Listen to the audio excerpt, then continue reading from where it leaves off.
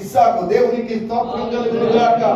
తన తండ్రి అయిన అబ్రహాము త్రవ్వించినటువంటి నీళ్ల బావులను ఫిలిష్తీయులైనటువంటి శత్రువులు వచ్చి మన్నుతో పూడ్చివేయగా ఇస్సాకు ఏమో గెరారు లోయ దగ్గరికి వెళ్ళి గుడారము వేసుకొని తిరిగి మన్నుతో మూయించినటువంటి ఆ బావులను తిరిగి త్రవ్వించినట్టుగా మనకు కనబడుతుంది.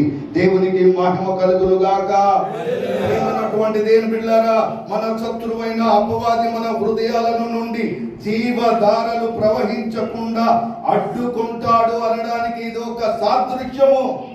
నీవు దేవుని చేత వాడబడుతున్నప్పుడు జీవజల నది నీలో నుండి ఉప్పొంగుతున్న సందర్భములో, దేవుని పరిచర్యలో బలంగా వాడబడుతున్న సమయములో, ఆత్మ కార్యాలు జరుగుతున్న సమయములో, అనేక ఆత్మలు పట్టుకుంటున్న సందర్భములో ఫిలిష్తీయులు అనబడినటువంటి అపవాది సూచి అసూయపడి నీలో నీ హృదయములో పొంగి పొర్లుతున్నటువంటి జీవజల నదిని మన్నుతో మూసివేయగలగడానికి అపవాది పొంచి ఉంటాడు. జాగ్రత్త.